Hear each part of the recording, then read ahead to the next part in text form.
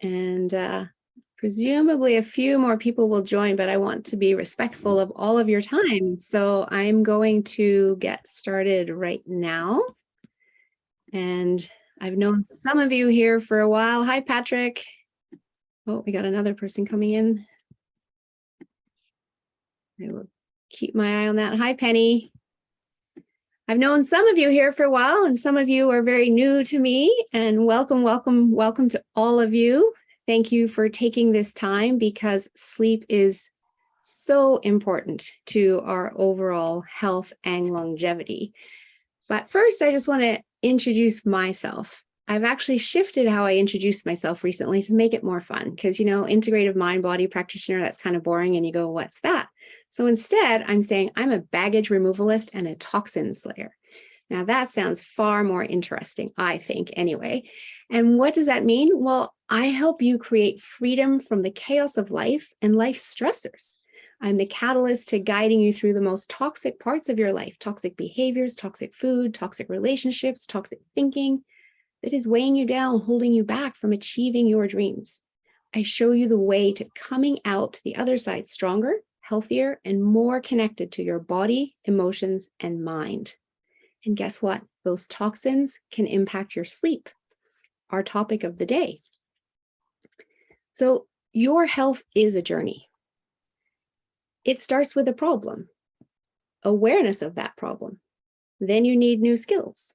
You practice those skills, and then you come to your solution. So where you're all at today is you have awareness of the problem of not getting enough sleep, deep enough sleep, rejuvenating sleep. And here's the thing, many people just kind of stop here and they don't do anything about it. But congratulations to all of you, because you are here and you are recognizing that you need new skills. You are looking to fill the gap and getting into that solution state around your sleep issues, learning and growing. But it doesn't just end here at the end of this session.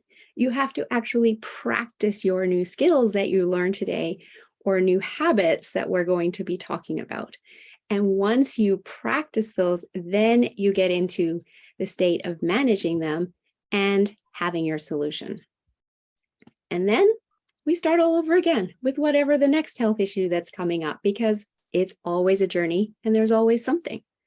So this is an hour of self-care time for you, for learning how to look after yourself in one of the primary areas of your health, your sleep. So I want to invite you to please turn off all distractions, grab a pen and paper if you haven't already, because I am going to share. I see you nodding, Trisha, thank you. And I am going to share with you some facts about sleep, because I always feel like when you understand why it's important, then you're more motivated to actually change the habits that we're going to talk about, whether you have one of them or 5 of them. Even if you just change one habit, it's going to create improvement. So we adults need 7 to 9 hours of sleep every night to function at our very best. If you're getting sick, you're going to be at the 9-hour end of that range. If you're feeling good, you might be at the 7-hour range. But people who tell me that they can survive and thrive on 5 hours or 6 hours of sleep are not looking at their future health and longevity. There will be a price that is paid later if that's what they're doing today. There is a percentage of the population that has a gene mutation that allows them to thrive on 6 hours of sleep.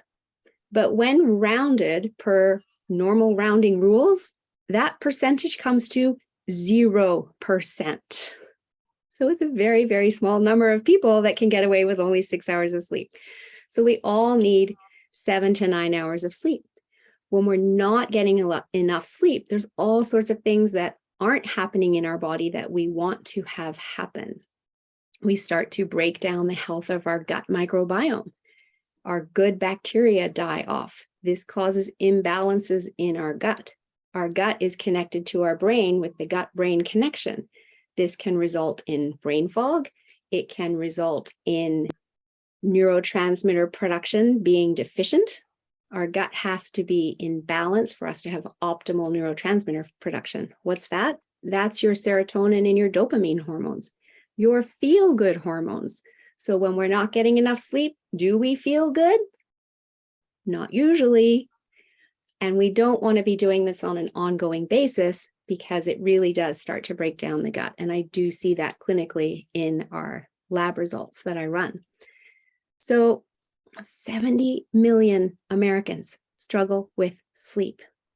You are not alone, but you probably have never been taught how to optimize your sleep, right? And that's why you're here today. We're born, we know how to sleep, we come out of the room, we're babies, we sleep, but very few of us have ever been able to attend a class to actually optimize our sleep. And that's what this is all about. So some more facts for you. With less than 7 hours of sleep per night, objective impairments can be measured. Now, here's a really interesting one. Every waking moment, we are undergoing very mild brain damage. And then the brain repairs itself when we sleep if we give it enough time to be able to do so. And I don't know about you, but I want my brain to be able to repair itself overnight. My brain is very important to me in my ability to live my life, but also run my business, etc., etc. And the brain and the body both detox while we sleep. So remember I talked about toxin being a toxin slayer, etc. We need the body and the brain to have ample time to be able to detox. Unfortunately, we're living in a bit of a toxic world right now. We've had 144,000 man-made chemicals introduced into our world since World War II. We're putting them on our skin through our personal care products. We're breathing them in through the air. They get on our skin for exhaust fumes. They're in chemical products that we use in our home. They're in food that we're buying on the shelves to extend shelf life, etc., etc.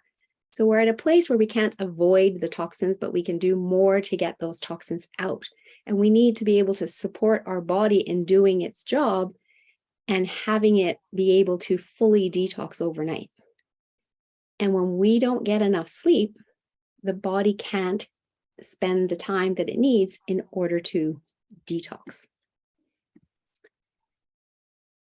Adults 45 and older who sleep less than 6 hours per night increase their chance of heart attack or stroke by 200% in their lifetime compared to those who sleep 8 hours per night. That might be good motivation to get more sleep. And here's the thing, we actually see this twice a year, every year, anywhere where you have daylight savings. Because hospitals report that when we go on to daylight savings, which does happen to be my favorite day of the year because I love the longer evening daylight, we lose an hour sleep, right? And so that means less sleep for everybody that's going on daylight savings. And hospitals report a 24% increase in heart attacks the very next day. Crazy. And in the fall, when we go off daylight savings and we get an extra hour sleep, hospitals report that it drops 21% the next day. So there is a direct connection between the amount of sleep that we're getting and our risk of heart attack and stroke. Today, 1 in 3 adults are trying to survive on less than 6 hours of sleep. 70% of the North American adult population is sleep deprived. 5 hours of sleep compared to 9 hours of sleep results in a 60% increase in risk of injury. Think about that. Think about the last time you might have injured yourself. Does it happen when you're well rested, or does it happen when you're not well rested and you're not fully, cognitively thinking, functioning, your coordination might be off and we get injuries?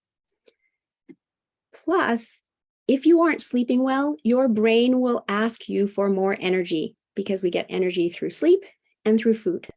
So you reach for quick fixes, which is usually sugary snacks because it gives you that quick insulin spike and you feel good for a little bit, or sugary drinks or caffeine.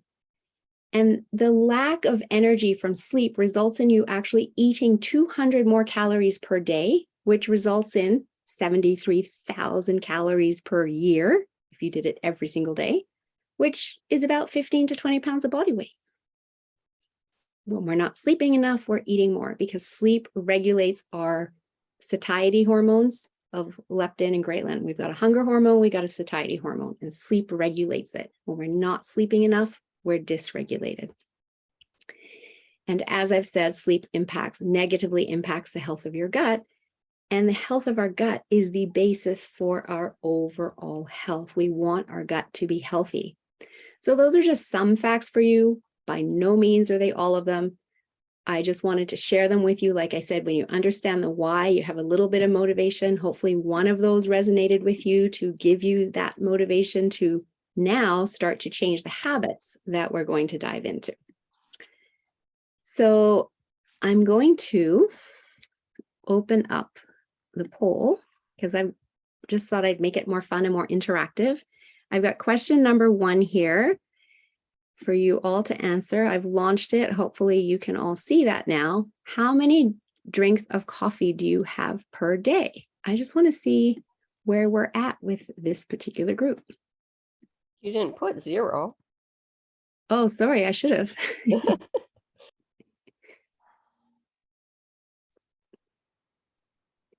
Is that you? There's 3 people that haven't answered. Is that some of the zeros there? That's, yeah, I'm a 0. You're a 0. Yeah. Alrighty, so 6 people have answered. So most of you are having 1 cup a day, some of you 2 cups, and some of you 3 cups a day. So what I would like to share with you about coffee is that it has an 8-hour half-life. So what that means is the first cup of coffee you have in your day, say you have it at 7 a.m., you wake up, you're not feeling fully rested, you feel like you need to switch your brain on and you go for coffee. Half of that caffeine is still running around in your bloodstream 8 hours later. So that's 3 p.m. And half of that is still running around in your bloodstream another 8 hours later, which is 11 p.m. when you might be trying to go to sleep. So if you've had 1 cup of coffee. If you've had 2, then you're adding to that. If you've had 3, you're adding to that again. And so you might feel physically exhausted, and yet when you're going to bed, you can't fall asleep because of the caffeine that's running around in your bloodstream. So that's one habit, because we are a coffee addicted society. And you may not realize that coffee has that 8-hour half-life. And while it's making you feel really good when you wake up and start your day, it's actually negatively impacting your sleep. And then you don't sleep well overnight, and then you wake up tired again and you do it the next day. So we get into this negative cycle. And so what I like to do when I'm working with my clients is I like to have them remove coffee, especially when we're doing a detox program, for 3 weeks so that they can start to understand. I saw that look, Renee. They can start to understand the connection between coffee and their body, the sensitivity that they have to it. Even if you were to reduce it for 1 week, you would start to see, because we all have different degrees of sensitivity to sugar, to coffee, to dairy, to gluten, et cetera, et cetera. But coffee is one that people don't realize. And when you remove it, what I find in over 90% of the cases is people sleep better and they have new energy. And then they're like, I don't want to go back to coffee. Or some of them might be, I really like the ritual, but I don't want to have the caffeine, so they go to decaf. Or maybe they make herbal tea a ritual at that point.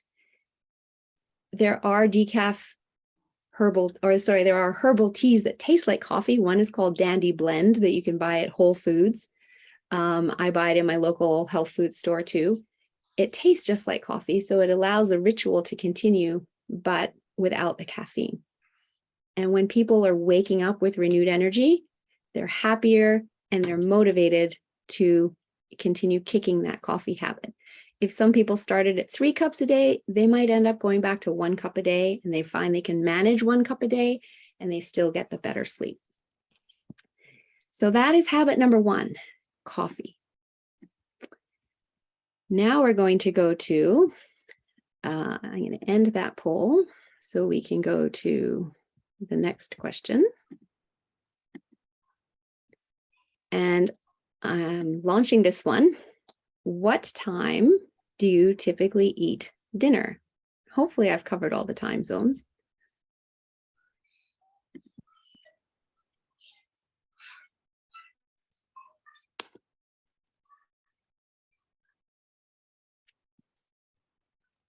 That was hard because I always have dinner by 6:30, so it's never close to 7. Right. Well, I'm just sharing the results there. I'm happy to see nobody said after 9 o'clock, but 2 of you are 8 to 9, 2 of you 7 to 8, 2 of you 6 to 7, 2 of you 5 to 6. So why does this matter, what time you eat dinner? It matters in relation to the time that you go to bed, and we are going to be talking about that as well. But habit number 2 is revolving around eating your dinner too close to your bedtime. So your dinner needs time to be digested before you go to bed, because when you go to bed, your body wants to go into detox mode, as I've already discussed. And it can't go into detox mode if it is still in digestion mode. And depending what you've eaten for dinner, it can take 2 to 3 hours for that dinner to be fully digested, especially if there's red meat, steak involved, or, animal protein will take minimum of 2 hours. If it's a plant-based, it might not take as long, but if you're eating at 8 to 9 p.m., digestion isn't going to be finished until at least 11 p.m., if not longer, depending what you've had for dinner. The more time we have between dinner and bed for digestion, etc., the more time we're setting ourselves up for the body to be able to detox really well overnight. And many of you have heard of intermittent fasting, and I do recommend intermittent fasting in most cases, not all. So if you're not sure, definitely ask first, for 12 to 14 hours overnight. I don't recommend going longer than that, especially in women. It can start to mess with our hormone balances. But it's a really great time frame to allow our body to get out of digestion mode so that the body can do everything else. It is a key to longevity. It allows our body to slow down. Digestion trumps everything because, of course, we eat for energy, we eat to stay alive. And so anytime we put food in our mouth, digestion turns on. And how often do we constantly just put food in our mouth? We might even be putting food in our mouth when the previous meal hasn't been fully digested yet. Right? And then we just turn digestion back on again. Sorry? No, I have a question. Yeah. When they talk about rest and digest, I don't know if I brought this up to you yesterday, but when you eat a big lunch at 2 and have your siesta, when you take a nap in the afternoon, you're resting. But You're does the time difference because nighttime is night and during the day is different? Because I know your body talks, it does its thing from 10 to 2 in the morning. So does it needs that longer time overnight that we don't get through the siesta. But yes, for napping or sleeping, we want to be in the rest and digest state. And for eating, we want to be in the rest and digest state. It doesn't mean they're happening at the same time. We just need to not be in our sympathetic chronic stress state. Does that make sense, Wendy? So does that mean it doesn't matter if you eat a meal at noon or 2 and then take a nap? It's not going to affect your digestion as much? Or is your body still trying to digest that food? Your body will still be trying to digest that food because digestion is happening. It will always be the first thing that happens. So if you eat and then nap, during the nap, your body will be digesting. But during the daytime nap, your body isn't trying to get into its deep detox like it does overnight, right? So the other thing to consider is not only when you are eating, but what you are eating as well. Because a diet that's high in sugar, low in fiber, alcohol, all of these things are also going to negatively impact your sleep. So now we're going to go to poll number 3. So let me launch that one for you. And this time I'm asking you, on which devices do you use a blue light blocking mechanism? And you can just... Does that include glasses? Sorry? Does that include our glasses? Yeah, blue light glass. Yeah. So if you're using your glasses on all of them, I think you can check all of them. I hope I set it up properly as yeah, I did. It's multiple choice. So if your glasses are blue light blocking, then you could list that you're using it on all of them. But you might also have blue light blocking mechanisms on some of these other devices too. So I'm just interested to see who has that in place already. And I really have no idea if they're No. blocked on anything, so they must not be. No problem, Marcia. We'll talk about it and then you will have an idea. So that's awesome. That's why you're here.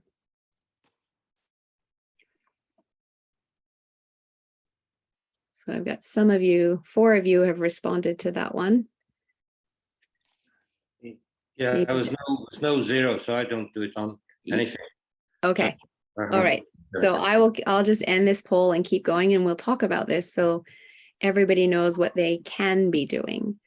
So blue light is a major problem when it comes to sleep. I just saw you put something in the chat there. Patrick, you can share if you would like, because I can't get into the chat. I've got too many things going. Oh, no worries. Yeah. So I have this night mode on my phone. It turns the screen different shade after a Yes. certain time. Does that count or? That counts. That's exactly what I'm looking for. So we will talk about that. So blue light is the same light that we get from the sun at high noon. Okay. So our brain, when it gets blue light, thinks it's the middle of the day. So it's not helping us get ready for sleep. And we need our brain to help us get ready for sleep because we need our brain to start producing melatonin in order for us to get into a deep restorative sleep. But when we're on our screens all the time and getting all this blue light in, the brain doesn't know that it needs to do that. And in fact, blue light blocks the production of melatonin for 30 minutes for every hour that you're on screens.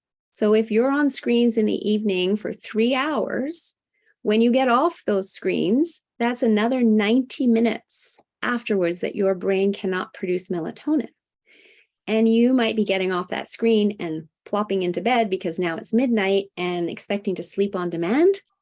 But unfortunately, our body doesn't sleep on demand. We have to help our body prepare for sleep. So all of these devices, we didn't have 50 years ago. Well, TV we probably did, but the rest we didn't. And we didn't have this issue. And so this is yet another habit that is negatively impacting our sleep in a really big way because it's affecting everyone from young children all the way up. And you don't know what you don't know, right? So you're here to find out. And now I'll share with you what we can do about that because of course there are things that you can do. So as Patrick alluded to on your phone, and maybe you have an Android, I have an iPhone. On the iPhone, it's called Night Shift. Is yours an Android, Patrick? And what do you call it? I think it's just called night mode. Night mode. Okay. So you go into settings. On an iPhone, it's under display and brightness, and there's something called Night Shift. You can turn that on so that it automatically puts a yellow light on your phone from the time that you turn it on. So mine is set right now as we're going into the fall. It was turning on at 8 p.m. Now I've changed it to 7 p.m. because it's getting dark by 7 p.m. where I am. And I have it on until 7 a.m. So if I'm looking at my phone after 7 p.m., I'm not getting blue light in my eyes anymore. I'm getting yellow light. And it's exactly the same on my iPad. And on your computer, your desktop or your laptop, there is free software. It's called Just Get Flux. And I will send you all a follow-up email after this session with the exact link in it. So you don't have to go look for it right now. And then you can download that onto your computer for free. It has GPS in it. And so it knows where you are. So it's super handy when you're traveling. It'll just pop up and check that you've moved location and that you want it to turn on in the new time zone. So now you're looking at yellow light instead of blue light. And yellow light is the light of dusk. So it's not telling your brain that it's high noon. It's actually telling your brain that it's getting to be dusk and evening time, which means it's not blocking your body's ability to produce melatonin. Now, I will give you one word of caution when you put it on the yellow light is don't go clothes shopping online on yellow light because the color that you receive in the mail might be different to what you think you're getting. Just FYI. OMG. Yes, my mother of the groom dress is a lot more pink than I thought it was going to be. Anyway. Because perhaps you bought it with some yellow light instead of So blue. that was a tip I did not know, and I will never buy clothes online again because I'm like, this is not what the sample looked like. You can But just do okay. it before your night shift turns on. right? Just do it during the day, because I learned that the hard way too, but I've bought clothes during the day. Okay, mine says a display of brightness, but it says a night shift. Yep. Yeah, well, it says you can put it dark or light, and I put it on dark, so the background's dark. So display or no, that's different. That's See, on like your, this. yeah, that's different. I think it's in the same area on your phone, but night shift should allow you to set the time that you want night shift to turn on and off, which is your yellow light. Yeah, and it says options dark until sunrise. Brightness, night shift. There's the night shift on there. Is that where you said night shift and turn that on? Yeah. Yeah. Turn that on, and then you can put in the time that you want it turned on for. Manually and all that. Okay, cool. There you go. So yeah, so I have it on my phone right here. The night shift, and then 7 p.m. to 7 a.m. So for your television though, I haven't bought a new television in, I don't know, 10 plus years. So maybe the ones that are on the market today have blue light blocking capabilities, but if yours is older, it probably doesn't. That's where you want to use blue light glasses, and they are really effective. I've tested it myself. My husband and I have just enjoyed watching all the seasons of Stranger Things, and I deliberately was testing it just for the heck of it. And on the nights I wore my blue light blocking glasses, after watching a couple of hours of television, I could fall asleep no problem. The nights I didn't, I would lie awake. It is as simple as that. My body wasn't ready to go to sleep because I had all that blue light and I had no melatonin being produced. If you have prescription glasses, you can now get them with blue light, I guess, glaze, for want of another term. And even if they're not brand new, you can take the glasses that you have and have that added to your glasses. And it's about $50 a lens here in Canada anyway. So it's easy to protect yourself from blue light, is my message here. So then the next,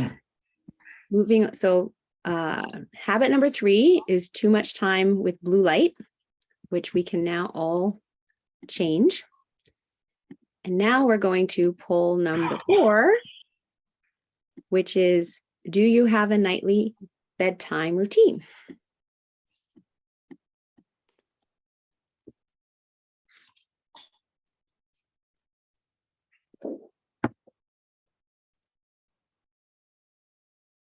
You guys are rocking. I love it. So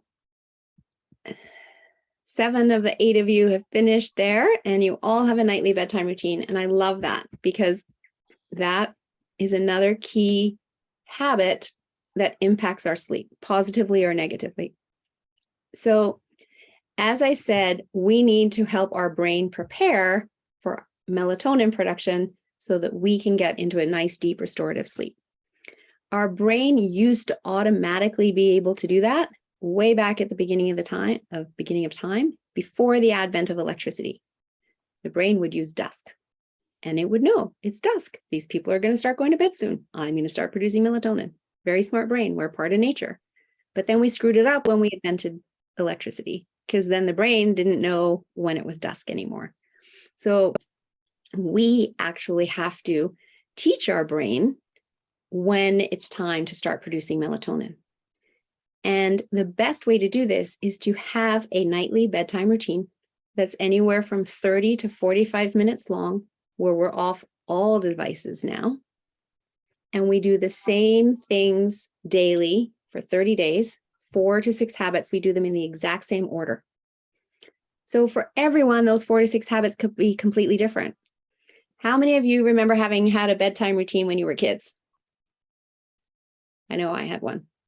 And I made them for my kids, but I didn't know then what I know now. So when my kids were about 10, I actually kind of left them to their own devices because they could read and they could get themselves ready for bed. And I didn't know the importance of having a bedtime routine. The bedtime routine is to train our brain as to when to start producing melatonin. And so that's why doing things in the same order every night is really important. So it might be, take the trash out, walk the dog, brush your teeth, read a book, turn out the light. It might involve stretching. It might involve journaling. It might involve washing dishes or cleaning up. Whatever it is for you, it works, right? It might involve a shower or a bath. But 4 to 6 things in the exact same order for 30 days. That will train your brain to go, oh, look, she's brushing her teeth. That means she's going to do this and this and this. That means I start making melatonin now. It doesn't have dusk as the heads up, but you can give it a heads up.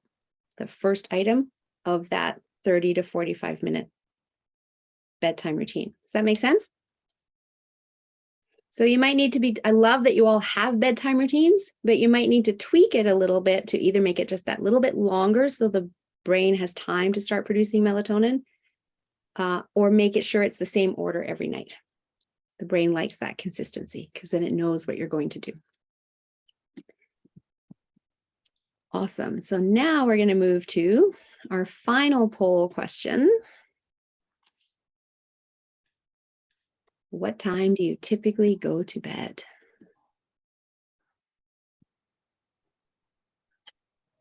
I mark down what time I actually lay in bed, not what time I fall asleep. If that makes sense. And okay. That's 5 of you, 6 of you. Awesome. So I'm very happy to see that no one here is saying they're going to bed after midnight, because midnight is middle of the night, and we are all definitely supposed to be in bed before midnight. And yet I work with many people who tell me, oh, I can't get to sleep until 2 a.m., right? And part of the reasons why they can't get to sleep until 2 a.m. are a lot of what we've already talked about so far. But the timing of going to bed is really important as well, because we are natural creatures and we need to work with the natural rhythms of daylight, right? So the term we use is diurnal, where we're supposed to be awake during the day and asleep during the night. So our body makes melatonin, as we've talked about, in order to help us to get into a restorative sleep. Cortisol is the inverse hormone to melatonin. So we want cortisol to be at its lowest level at the time that we're going to bed, so that melatonin can be at its highest. And then melatonin's at its lowest in the morning when we're waking up, and cortisol is at its highest in order to give us energy to start our day. So I'm just going to stop sharing that, but I'm going to share my screen and just show you this picture so you can see what I'm talking about here. So as you can see here with the times at the bottom of the screen, you can see melatonin is at its highest. I think kind of getting up to midnight. I can't see now because I've got this bar in the way. Hang on, there we go. It's at its highest just before midnight, and cortisol is at its lowest around 10 p.m. Do you see that little jag where it's dropped low? So the best time for us to be going to sleep as human beings is between 10 and 11 p.m. at night, because that is when cortisol is at its lowest and melatonin's at its highest. And that's how we get into that deep restorative sleep. And then we're sleeping 7 to 9 hours. So we're getting up somewhere between 6 and 8 in the morning. And guess what? That's the window where cortisol is at its highest, giving us energy to start our day. Okay.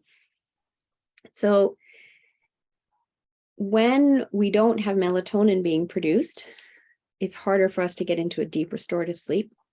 And when we're living in a high stress state in our sympathetic nervous system, our cortisol levels might not be dropping the way they should.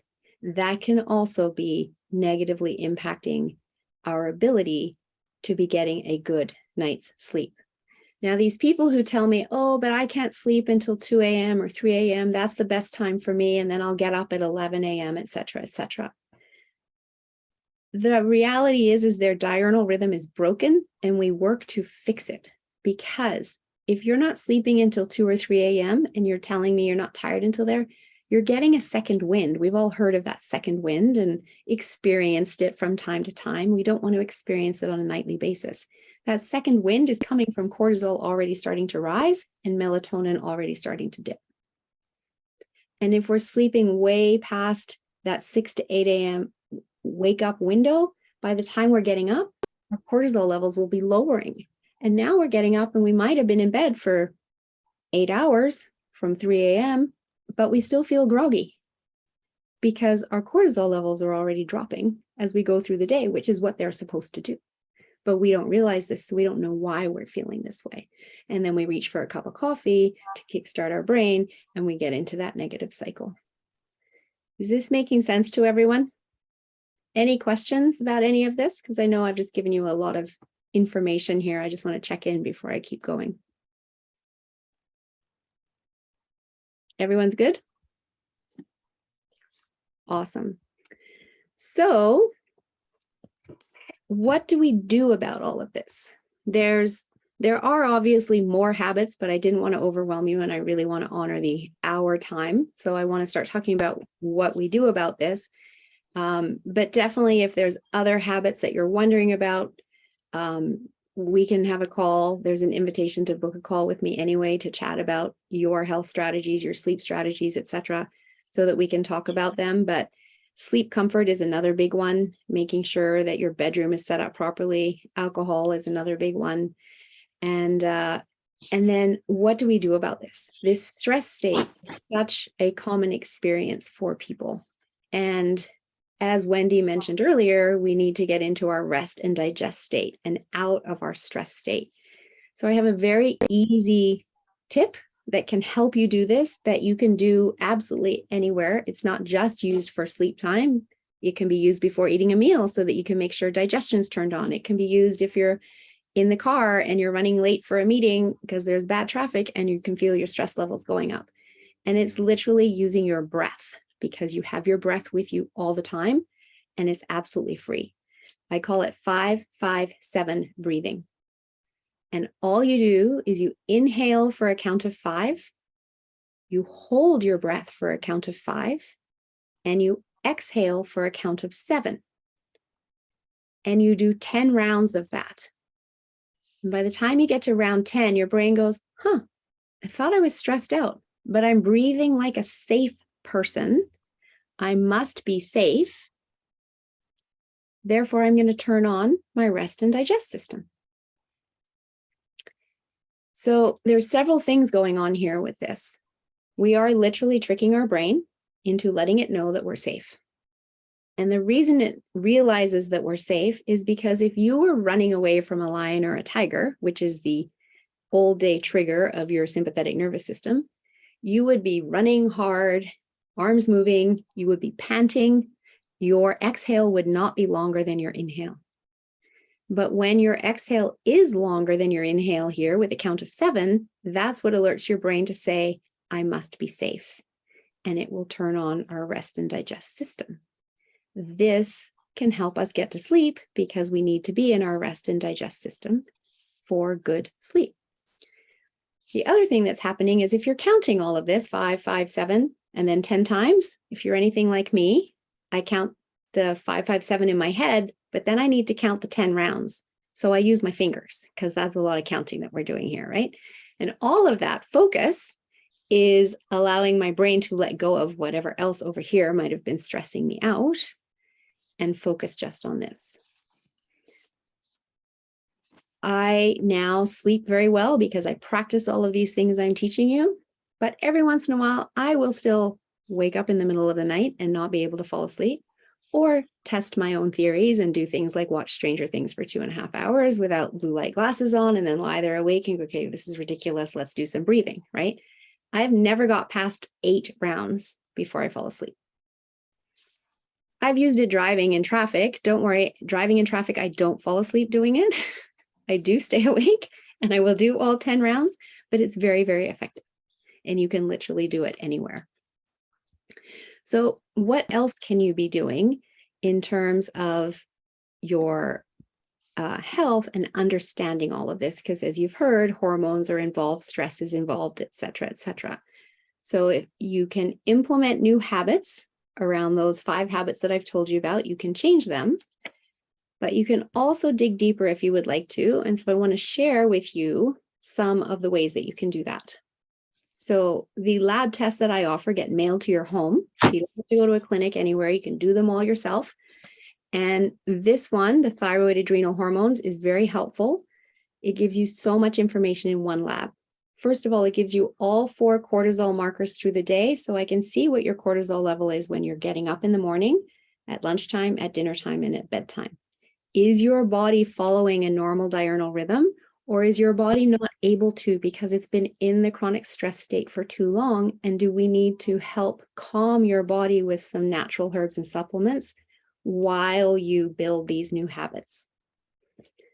When cortisol is too high, it can drive up estrogen. We don't want high estrogen in men or women. High estrogen can actually then impact our thyroid and slow our thyroid. That results in slower metabolism, weight gain. It can also start to spike insulin and put people down the path of type 2 diabetes, even when they're not even overweight. And people wonder, how did that happen?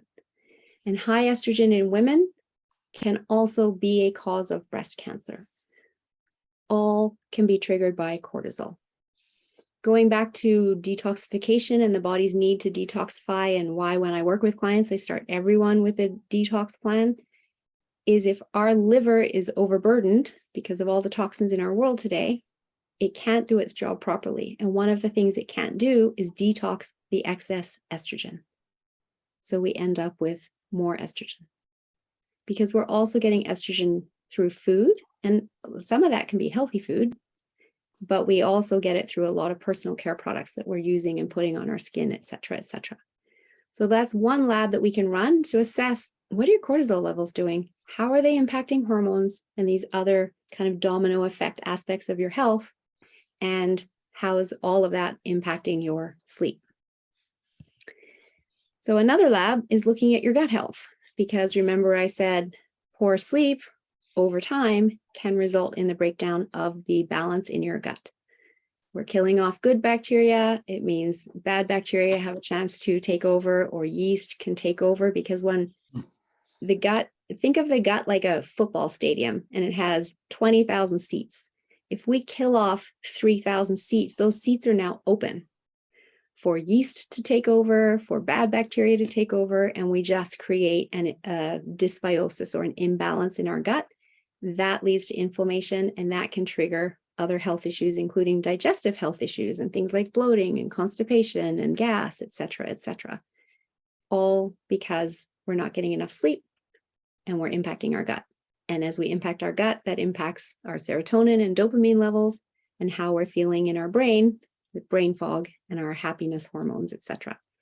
So this lab does look at neurotransmitter levels as well. It also looks at vitamins, because when we're under stress, we are burning through vitamins and minerals. And if we're not replenishing them, our body can't function optimally because it needs those vitamins. And we are going to have lower energy because we are operating in a depleted state. And then we have a metals and minerals test. So we're burning through vitamins, we're burning through minerals. And so again, looking at these labs, understanding where your minerals are at is equally as important, because then we know specifically exactly what your body needs in order to come back into balance. And a body in balance is a happy body. A body in balance can heal itself easily from any kind of injuries or any kind of illness. A body in balance is really that optimal state of health. That's what we want to get to. But in today's world, because we have so many habits that are leaving us depleted, the body can't bring itself back. And so running these labs, we know where the imbalances are, and we can bring the body back into balance from that point. So I'm going to drop into the chat box for you these links so that you can actually access them. Because I have a toxic load quiz, which is a great starting point, because like I said, the body is trying to detox overnight. How are you doing? What symptoms do you have that may be causing toxicity or indicating that you have toxicity in your body, which is completely normal in today's world with all of those toxins that we've had introduced. And it's a really quick quiz that you can do, and it just brings awareness to symptoms that you may also have been ignoring as aging or genetics or seasonal allergies. And symptoms are your body's way of talking to you and asking you to do something differently and get curious about why do I have this symptom, as opposed to just accepting it as aging.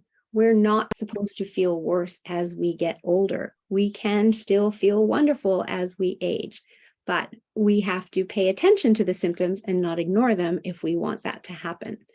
So that toxic load quiz just brings some awareness to that for you, that you can take the quiz. And then I'd love to invite you to book a health strategy call with me. So it's a complimentary call. It's a 30-minute call where we can talk about what are your health goals, your health strategies, because as I said at the very beginning, your health is a journey. What's going on for you right now that we need to be addressing? You've come today over sleep. You had the awareness that it was a problem. You've learned some new skills. Has everyone learned some new skills around sleep? Some new things that you can be doing? Awesome. Now you get to start practicing those new skills. So it's no good to any of you if you just get off this call and do nothing, right? Nothing changes if you do nothing. But you can start implementing new habits in order to get better sleep. And as you do that, what then do you want to do, right?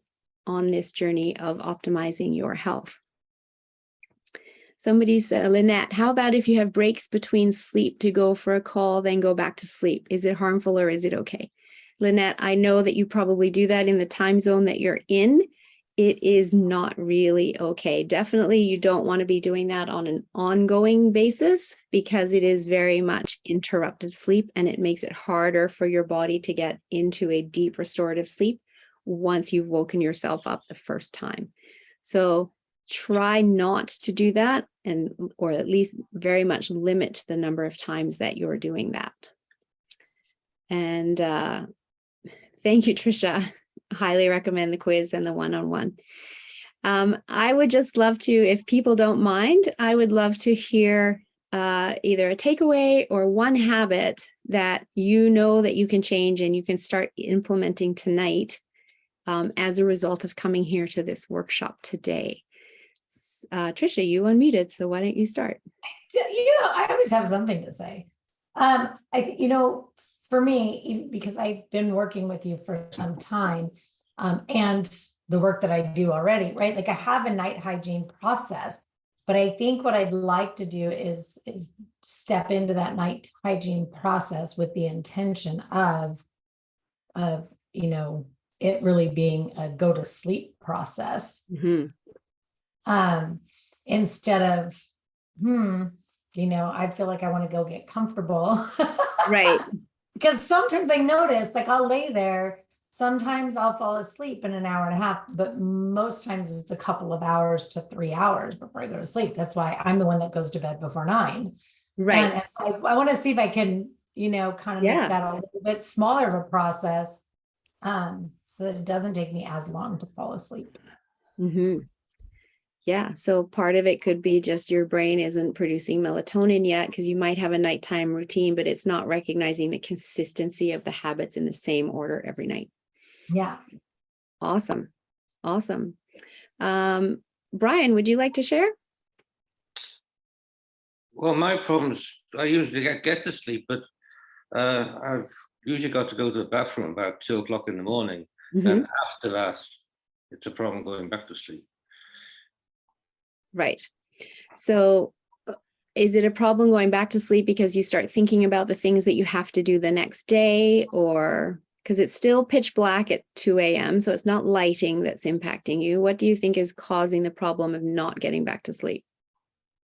I don't know. I seem to be, I'm awake. I've got to get up and put the lights on and go to the bathroom, turn them off. So you're turning on lights to go to the bathroom?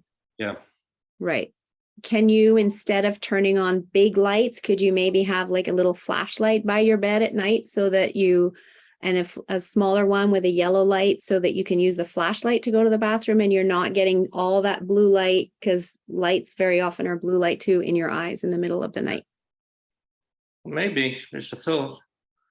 I would try that. If you can just have a little flashlight by your bed. I don't want to cause you injury because you're not, seeing well and tripping over things. So I want you to have some light, I get up in the night to go to the bathroom, but I do it in the dark. I don't turn on lights. If turning on lights is needed, I'd rather it be a smaller light and try that. Okay. One What thing, about a little night light? He can use a That's- night light. nightlife. Well, maybe. I mean, And- these things are plug into outlet somewhere. Yeah. Exactly. Like, I don't know where your bathroom is relative to your bedroom, but if you had a little night light in the bathroom, would it cast enough light from the bedroom for you to find your way there? Probably would. I would Usually try enough- that. Usually enough light around coming through windows as well. You know, street lights and stuff. Right. So between that and the night light, maybe it works without you turning on any other bigger lights. Yeah.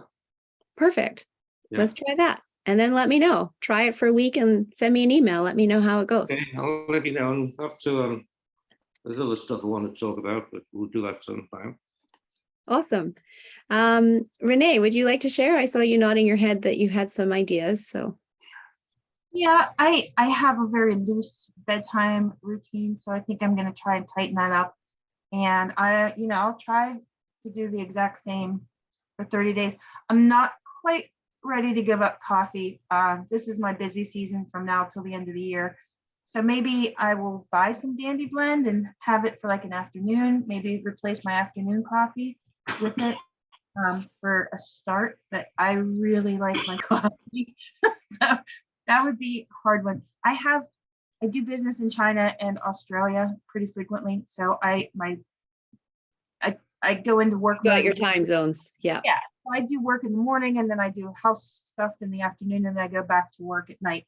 So trying to limit that, I'm going to try to make a difference on that one too. Right. So yeah, so I like the idea of replacing the coffee with Dandy Blend in the afternoon, Yeah. the start, and then Yeah. see how you do with your sleep. And were you the one with 3 coffees? If you can cut back that other coffee in the morning as well, that would be awesome. Also, what can help a little bit, and this is more from what it's doing to your adrenals than anything else, is if your first drink of the day is coffee and you haven't eaten food yet, that's actually putting a lot of stress on your adrenals as you're waking up and your cortisol and everything. You've been asleep all night long. The best thing you can actually do when you start your day is get up and hydrate with a glass of warm water, because that's more hydrating than cold water, and the juice of half a lemon in it, just to wake up the body and give it some good hydration. Have breakfast or your protein shake or your smoothie, or whatever you do for your morning routine, and then have your coffee.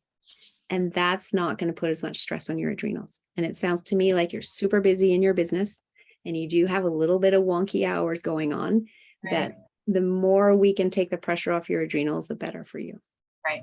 Yeah. I am definitely going to try and start slowly. I can't do all of it at once, but Yeah. very No, interesting. Start with one step and then move to the next and the next. If you try it all at once, you're right, it can be too much and then you end up doing nothing, right? So yeah, and I'd love it, book a call in and we can talk further too. So I know those time zones. I used to have an Asia market in my old past history, and I'm originally Australian, so I get it. Yeah, it's a lot. Yeah. And then blue light, I don't know how much blue light blocking you've been doing, but make sure you've blocked all of that if you're working later in the evening. I was trying to mess with my phone while you were talking about it, and I just figured I'd show it to my daughter. She'll figure it out. There you go. Perfect. They know, right? Exactly. I got a question. Yeah.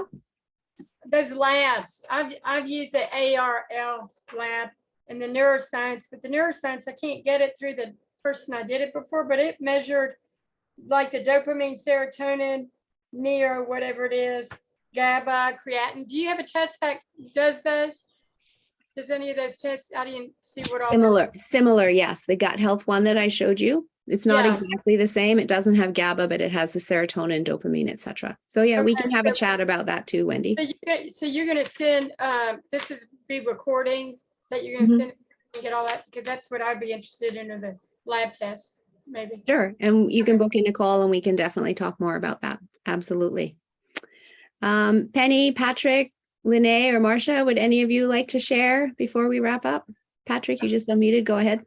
Yeah, sure. Yeah, I found it quite interesting the graph that you had on the cortisol and melatonin cycle. So yeah, it was very interesting to find out the optimal times to actually sleep and wake up. And I will definitely try to kind of bring my bedtime routine a little bit earlier than, yeah, because I do get to bed before midnight, but sometimes it does take a little while.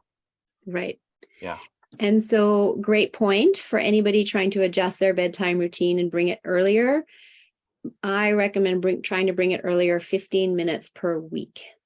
Again, like Renee said, if you try to make too much change all at once, the brain can kick in and go, hey, what are you doing? And you kind of you do it for a few days and then you stop because the brain's like, this is different. Why are you doing this? If you do it more gently, you can be more successful. So if you're at midnight, then all of this week, set timers in your phone to get you starting your bedtime routine earlier so that you're in bed by 11:45. Next week, you bump it all forward so that it's 11:30. And in a month, you'll be getting to bed before 11 p.m. and that'll be a really nice new habit. Awesome. Penny. I think for me, I tend to be on either kind of on the computer or working or whatever right until I drop into bed, or if we're watching TV and I get sleepy there, then come up and then I'm not sleepy again, kind of thing. Right. So I think it's the bedtime routine. I have a pretty consistent, skincare bathroom kind of routine, but it's not as long as what you're saying or as many steps. And so, yeah, I'll probably add some of those in to. Yeah, you can, add in some stretching, add in some meditation, add in some journaling. Maybe it's just a gratitude journal, writing down 3 things you're grateful for, in your day, because that also allows your bed to release the stresses and thinking about happy thoughts and going to bed happier. And again, it's easier to fall asleep when we're closing out the day with happy thoughts. Yeah. So awesome. It's helpful. Thanks. Awesome. My pleasure. Lynette. Add really quickly. I'm sorry, Lynette. I busted right in front of you. I'm sorry. I was just going to say, for me, finding something like a completable task for my nighttime routine, mine's Sudoku or, other things, but there's something about completing some small thing right before you go to bed to be like, okay, in my mind, I tell myself now I deserve to go to sleep. I know that's a little crazy, but there's that part of you that says, okay, I've finished this and now I can move on. I'm sorry, Lene. And that's great that you know that for yourself, Renee, and you just need that some sense of completion at the end of the day. And so that's awesome. As long as, I don't know if it's on your phone that you're doing it, but make sure that blue light is on. And Lene, great to see you. Great to see you too. What I've learned, I think from today, I'm going to improve on the breaks in between sleep. Right. Like it's 2:30 a.m. here. Yes. Yes. In the night. Yes. So you're in Kenya. So, trying to work with North American times is very difficult for you. I completely understand that. I had a lady from the UK that wanted to come onto this call, and for her, it would have been starting at 11:30 p.m. And so she asked if I could send her the recording, which is why I'm recording it. So Lene, maybe if there's things happening that you want to be on, rather than getting up in the middle of the night to attend, you ask for recordings, and that might be the way to go for you. Does that make sense? Yeah. And it may not always be possible, but every small baby step of improvement is going to be good. So if you're not getting up in the middle of the night every single night, but maybe it's just initially it goes to a few times a week, and then it's maybe twice a week, maybe once a week as you figure it out. How about if you do it once in a while? Is it still harmful to your health? Sorry, you cut out there. I'm asking, if you do it once in a while, like once a week, is it still harmful to your health? It's not obviously going to be as harmful if you're doing it on a regular basis every single night or every other night. So the less often you can do it, the better. So I'd be happy if you could do it just once a week is way better than where you're at today. Okay, thank you. All right. So yeah, so thank you everyone so much for joining. I saw Trisha's comment about coffee. Very surprised how easy it was to reduce down to 1. So there you go, Renee. I think that comment is for you. Some of it was psychological. Try half the amount. And then she drinks fruit and veggie drinks while her coffee is brewing to start her day. So there's some good feedback for you. Marcia, did you want to share just quickly or? The only thing I was thinking, I think somebody else mentioned it, is I have maybe a 15-minute routine before I go to bed. So lengthening that and adding more steps. Adding more steps. Yeah. Awesome. Well, thank you all for attending. I really enjoyed sharing all of this information with you. Thank you for being so engaged, and I look forward to having a conversation with each of you, and also to hearing how you're doing with the commitments that you've made to yourself today. So have a wonderful rest of your day. And I look forward to talking to you all soon. Take care. Bye. Thanks, Melissa.